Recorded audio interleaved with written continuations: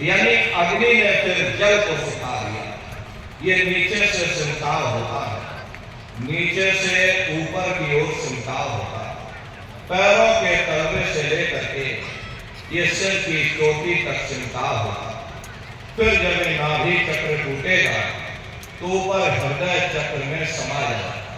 हृदय चक्र में वायु का वास होता है, यानी वायु ने अग्नि को अपने में समाहित कर लिया और इस तरह से वायु ऊपर आकाश उड़ गई। ये आंखों की पुतलियां ऊपर पलट जाती हैं, मुंह खुला का खुला रहता है।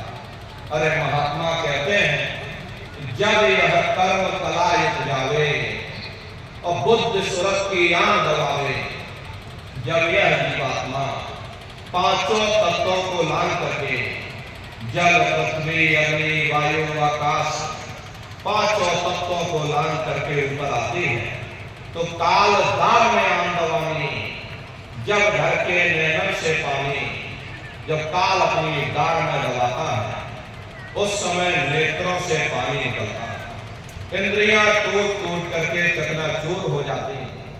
सब नात रिश्तेदार खड़े रह जाते, लगे टकटके दिखे न भाई, वाह समय को करे सहाय। उस समय मरने वाला टकटकी लगाकर देखता है कि कोई मेरी मदद कर दे, कोई मेरी सहायता कर दे, अरे कोई मुझे बचा ले।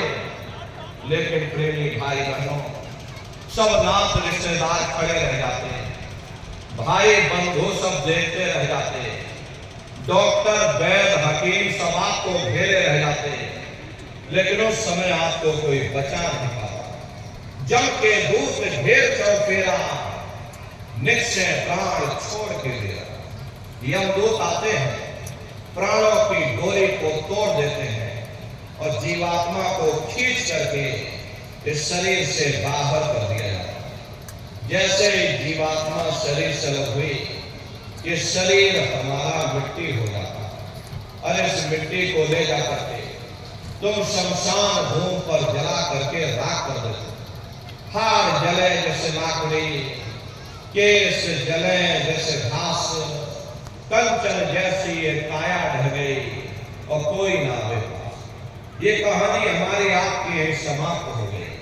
ये जात बिरादरी के रगड़े झगड़े, ये नाम, ये रुतबा, ये शानो शौकत, ये पद और प्रतिष्ठा, ये प्रधानी और ये कलेक्टरी, ये सब तुम्हारी यही समाप्त हो।